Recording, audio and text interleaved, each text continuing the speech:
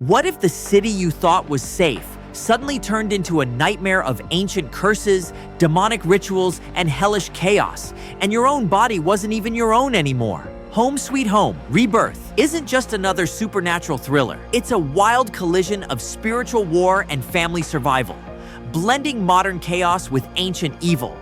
This film takes viewers on a terrifying ride from the bustling streets of Bangkok to the deepest corners of the underworld, literally. The movie begins with Mek running through dark city streets, gasping for breath as police close in on him. He collapses in an alley, laughing bitterly, knowing it's the end of the road. But instead of being caught, something eerie occurs. His blood rises into the air. A cloaked, mysterious figure appears and offers Mek a grim bargain: live. But in exchange, serve this figure with unwavering loyalty. With no way out, Mek agrees. The figure uses strange powers to lift him, and Mek screams in agony as the deal takes hold. When the police finally arrive, all that's left is blood splattered on the alley wall. Chaos then erupts across the city. Monsters roam freely, leaving a trail of destruction, while the mysterious figure observes without emotion. Meanwhile, a man named Jake screams in terror as flames engulf the streets, but it's revealed this chaos is actually a vision. A monk named Chan has seen it, and he tells his teacher that his father, the necromancer Wian, has returned to Earth. Chan believes he must leave immediately to stop him. Elsewhere, Jake and his family, including his wife Prang and daughter Lu, arrive in Bangkok for vacation. However, Jake can't stop taking calls for work, frustrating Prang, who urges him to focus on their time together. Just as things begin to settle, panic erupts when they realize Lu is missing. They run through the busy market until spotting her safely talking to a man, Chan. They scold Lu, then thank Chan for protecting her. But Chan shocks them by saying he knows Jake's identity, calling him the Keeper of the Gates. Jake finds Chan strange and hurries away with his family. At a bustling mall, a brief moment of joy turns into sheer panic. Lu, excited by her melting ice cream, accidentally spills it on her clothes. Prang gently scolds her and takes her to the restroom to clean up. Just then, without warning, chaos erupts. Mek, now a vessel of darkness, storms into the mall, armed and dangerous. Without hesitation, he begins shooting wildly, sending shoppers into a frenzy. Screams echo off the tiled walls, and panicked crowds stampede for exits, turning the once lively mall into a war zone. Jake, immediately reacting to the gunshots, tells Prang and Lu to stay hidden and races toward the danger, determined to protect the innocent. Amidst overturned chairs and shattered glass, Officer Arat enters the building, weapon drawn, carefully navigating the chaos. Meanwhile, Jake moves swiftly and cautiously, urging terrified people to find cover. In the middle of the mayhem, Mek suddenly becomes distracted by something bizarre: a doll, bloodied and strange, lying motionless on the floor. He stops firing and stares at it as if mesmerized. Seeing the opening, Jake steps out, gun ready, and demands Mek drop his weapon. But Mek only sneers, mocking Jake without a hint of fear. He raises his gun again and starts shooting wildly. Jake ducks for cover, dodging bullets by inches as the firefight intensifies. In a sudden burst of resolve, Jake fires. His shot hits Mek, who collapses to his knees just as Arat arrives behind him. But instead of panic, Mek smiles. With a cryptic whisper, he thanks Jake for completing the ritual. Then, without warning, his body convulses violently and explodes in a terrifying blast. The walls tremble, fire erupts, smoke ascends into the air above the mall, forming into a roaring skull-shaped cloud. The curse has been unleashed. The city begins to burn. Prang, now holding Lu tightly, pulls her from the restroom, and they sprint into the open streets, only to discover that the world outside is no safer. Fires rage in the distance, and people are turning into something else: violent, mindless, dangerous. A deranged man covered in blood charges at them. Prang quickly spots a mannequin nearby and shoves it at him, then rips off one of its arms and strikes him in the head, buying enough time for them to escape. They reach an escalator crawling with attackers. Thinking fast, Prang places Lu on the side railing and lets her slide down to the next floor while she fends off the oncoming threat with the plastic arm. As Lu lands below, another man grabs her. Prang, driven by instinct, fights her way down and tackles the man, rescuing her daughter. Together, they run through the torn-apart mall and find refuge in a nearby grocery store. Prang pulls out her phone and desperately tries to call for help, but there's no signal, only static. Then, a terrifying silence. A massive figure with crazed eyes enters the store, stalking the aisles. Lou hides behind a shelf, trying not to breathe. Suddenly, a body crashes into the window, startling her into a gasp. The man turns, now aware of her. He moves toward her hiding place, but before he reaches her, Prang leaps from the shadows and knocks him unconscious with sheer determination. Elsewhere, Jake and Eret begin to stir, confused by their survival. As Jake gets to his feet, he sees something, a figure watching him, that vanishes in a blink. Eret finds blood smeared on the floor, but it looks old, ancient. Their unease grows. Then, a new horror reveals itself. A woman emerges from the shadows, her face transforming grotesquely before she launches at Eret with a knife, killing him in a savage attack. Jake opens fire, but the bullets barely slow her down.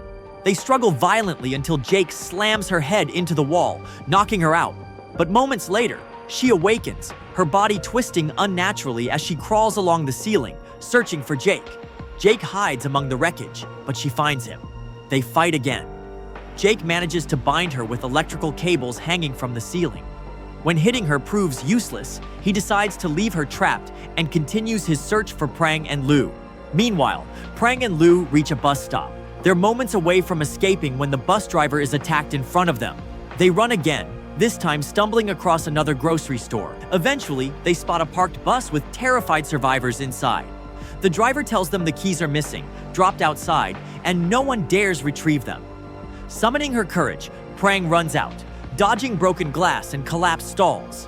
She grabs the keys, but before she can return, two savage men tackle her. Just then, one of the passengers finally steps out, fighting off the attackers long enough for Prang to escape. She rushes back to Lou and hands the keys to the driver. The bus roars to life and they drive away, watching helplessly as their brave protector is overwhelmed and killed. Not far down the road, the bus comes to a halt. Abandoned cars block every path forward. Forced to continue on foot, Prang and Lou venture into a nearby hotel. Inside, they're greeted by death, bodies piled in hallways, blood-stained carpets. As they ascend the stairs, a man begins attacking them. Prang pushes a baggage cart into him and uses a glass bottle to defend herself. Another attacker appears at the end of the hallway, and she throws the bottle at him, buying time to rush into a room and lock the door. Safe for now, they peer through the window, watching the city burn. Back in the mall, Jake wanders alone. Then, he sees her again, the monstrous woman. She walks calmly into a blood-drenched wall and vanishes. Jake follows and steps into a portal that transports him to an eerie, deserted bus station. Above him looms something unthinkable. A giant demon perched atop a building, watching. Before the creature can strike, Jake is pulled into a temple by Chan, who explains everything. They are now in the Hindrance, a liminal place between heaven and hell. Chan reveals that Jake, without realizing it, helped complete the ritual by confronting Mech, which opened the gate of hell. Jake is the only one who can close it because he was born during a blood moon, his fate sealed by an ancient prophecy. Chan and Jake set off to find Mech, who is now more powerful than ever. As they move through the supernatural landscape, Chan explains his father Wien was once a monk who turned to darkness. He tried to possess his own son, but failed. From that moment, Chan gained forbidden knowledge, how to shift between realities, and how souls behave beyond death. A winged demon soon chases them. They duck into a building crawling with evil entities. Chan uses his magical staff and martial arts to fend them off. They run through a haunted theater where Chan opens another portal, pulling them back into the real world, where Jake now finds himself in a rat's body. Chan gives Jake enchanted weapons, a magical revolver that fires spirit-bound bullets and a blade forged to slay corrupted souls. Meanwhile, Mech, still inhabiting Jake's original body, arrives at the hotel room where Prang and Lou are hiding.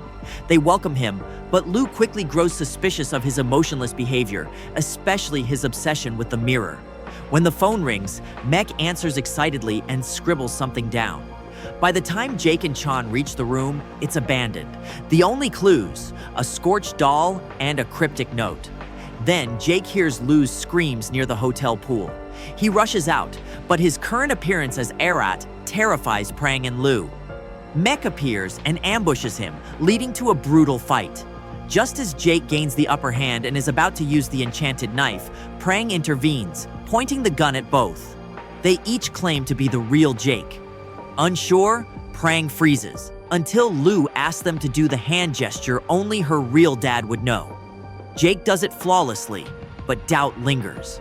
Prang pulls the trigger. The shot hits Jake, and his soul is ripped from a rat's body, sent back to the hindrance. In the physical world, Mech prepares to drag Prang and Lou into a blood portal. Meanwhile, in the hindrance, Chan finds Jake and reveals the final location, a cursed house deep in the forest where the gate to hell burns bright. Mech brings the family there. Cultists gather and Wien appears, masked and powerful. As Lou is lifted into the air for sacrifice, Jake arrives. The final battle begins. After a fierce struggle, Jake disarms Mech. Prang breaks free, retrieves the magical gun, and throws it to Jake, who shoots Mech. Mech's soul is sent to the hindrance, where the demon devours him. Chan distracts Wyan, allowing Jake to stab him fatally. Wyan reveals that the only way to close the gate is for Jake to pass through it himself. Accepting his fate, Jake says goodbye to his family and enters the gate, his body burning in the process, finally sealing hell. The world returns to peace. Later, Prang takes Lou to live with her grandmother. But the calm doesn't last. A mysterious woman appears at the gate's ruins and uses her powers to reopen it, suggesting evil may rise once again.